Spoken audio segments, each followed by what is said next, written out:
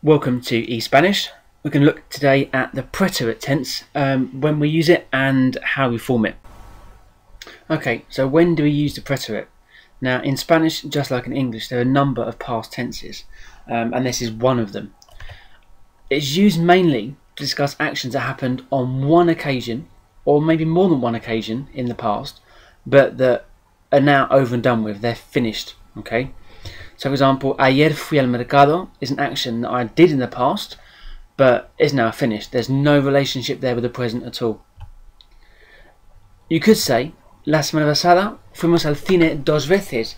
That action happened on more than one occasion, but it was on specific separate occasions. And indicate the start and the end of something. So el concierto empezó a las 10 y acabó a las 11:30. Okay, so one way of working out whether you need the preterite tense or another past tense is using the diary method. And you have to ask yourself two questions here to work out whether you can use it or not. The first question is, could you recall the event in your diary under one entry? So for example, yesterday I went to the shop. That would go in our diary nicely. But I used to go to the shop every Saturday. That wouldn't go in your diary under one entry. So we couldn't use the preterite for this example here. We'd have to use the imperfect. The other question is, was the action finished at the moment you're referring to? For example, yesterday they shut my school early. I was very excited. Okay, so the you being excited wasn't over. It's an ongoing action. So here you'd need the imperfect as well. Okay, so now how to conjugate the preterite. What we do is we take the infinitive and we remove the AR, ER or the IR, and we add on these endings here. Now there's a very important point to note here, and that's that the yo form and the el, ella, usted forms have accents, and these accents have to be used. Okay, if you don't use the accent, it can change the tense. So for example, hablo is I speak, but habló with an accent on it is he or she spoke. So there's a difference in pronunciation and also meaning, so be careful. So the endings we have here are either an accent for AR verbs like hablar, so for example, hablé, hablaste, habló, hablamos, hablasteis, and hablaron. And then ER, IR verbs, for example, viví, viviste, vivió, vivimos, vivisteis, and vivieron. Have a go at filling in these blanks here with a verb in brackets.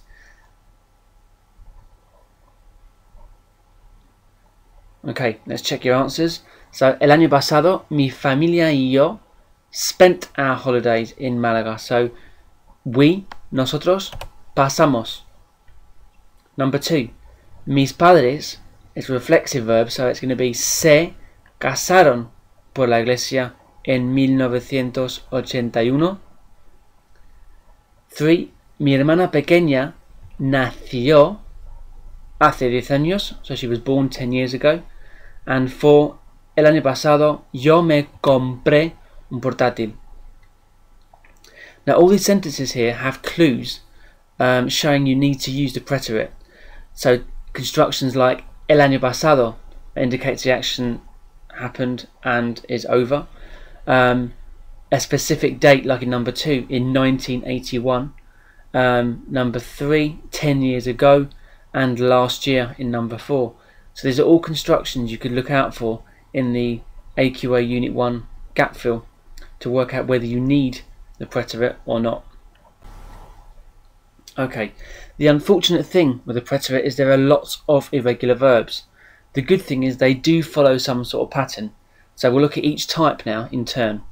The first ones aren't actually that common, and they're ER and IR verbs whose stem, so the bit when you remove the ER and IR, ends in an enye or two L's, and these drop the I from the third person. For example, if you look at the table here, the third person singular and plural should be IO and IERON, but the I disappears completely. So it's gruñí, gruñiste, gruñó, not gruñó. The next lot of verbs are very common, and they're verbs that end in car, gar, and zar, and these have got a spelling change only in the yo form, and this is to keep the sound in the infinitive. For example, buscar, if it was a regular verb, a normal verb, and we just took off the ar and put on an even accent, it would sound strange. It would sound like busqué, not busqué. So to keep that k sound, we have a spelling change. So the C goes to a QU, busqué. For GAR verbs, like pagar, the G goes to a GU, pagué. And for ZAR verbs, the Z to a C. So comenzar would be comencé. But remember, the rest of the conjugations, so tú, usted, etc., are totally regular. Okay, so have a go at putting these verbs into Spanish. Be careful because they have got a spelling change.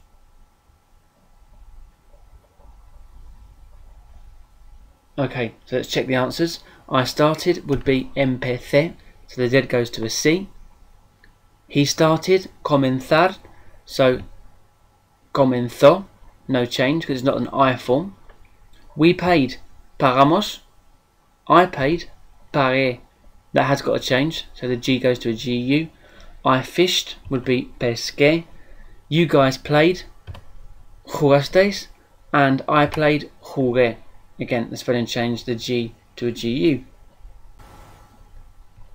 Okay, now verbs that end in AER, EER, or OIR and OER, the third person form of the singular and the plural has got a slight change here.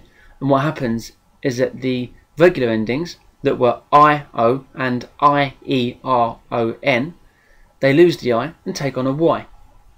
And also the remaining forms get an accent over the remaining I's. Okay, for example, leer, it would be leí, leíste with an accent on the I, and leyó with a Y, not an I. Okay, leímos, leísteis, and leyeron, again the Y there. Other verbs that work in the same way are caer, oír, poseer, proveer, and roer. Okay, and the verbs traer, atraer, and distraer work differently, and we'll see those in a minute. Now, have a go at conjugating the verb caer and see how you get on. Okay, let's check your answers.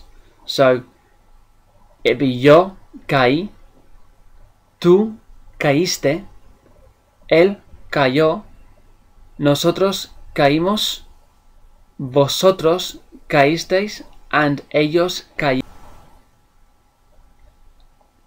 The next lot are pretty similar to the ones we've just seen, okay?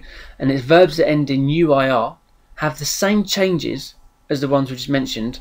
So basically, the I goes to a Y. But what happens here is the accents work slightly differently, okay? So you only get the accent on the I form, the yo, not on the other forms. For example, the verb huir, to flee, oí, oíste, no accent there, and huyo, okay? So we've got a Y, not an I. Other verbs that work the same as these ones are construir, contribuir, destruir, fluir, incluir, and influir. Have a go then at conjugating construir.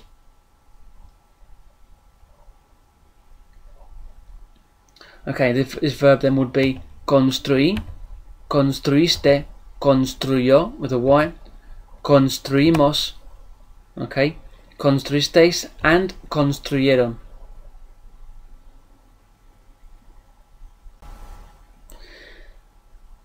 The next lot are radical changing IR verbs only, okay, that when you remove the IR, the stem vowel is an E or an O.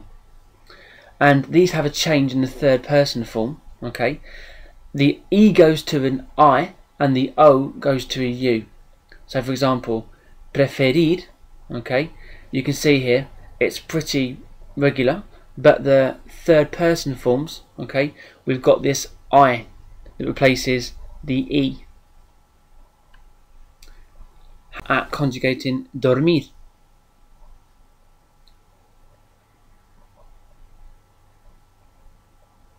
Okay, so for this verb, the O has a change. So it's dormí, dormiste, but now durmió, dormimos, dormisteis, and durmieron. Okay, remember, just the third person form that changes. Okay, these verbs I mentioned earlier. Verbs end in CIR have a different conjugation in the preterite. They take this J, this harsh J sound. So conducir would be conduje, condujiste, condujo, etc. And traer, atraer, and distraer, even though they don't end in CIR, work the same way. Okay, so have a go at it in traer.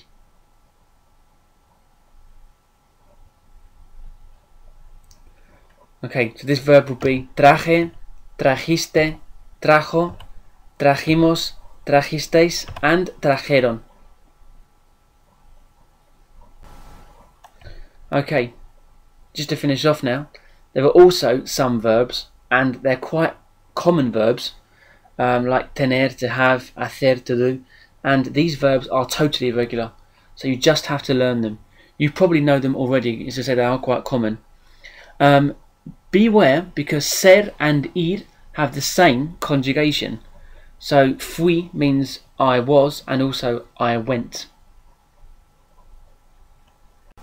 Have a go at putting these phrases into Spanish. Okay, let's check your answers. So I had would be tuve. He found out, supo. Some verbs in Spanish have a different meaning in the preterite and the imperfect, and saber is one of these verbs. So for example, sabía in the imperfect, he knew or he used to know, and supo, he found out. We went would be fuimos, and we were is also fuimos. They were, estuvieron, he put, puso, and you did, hiciste.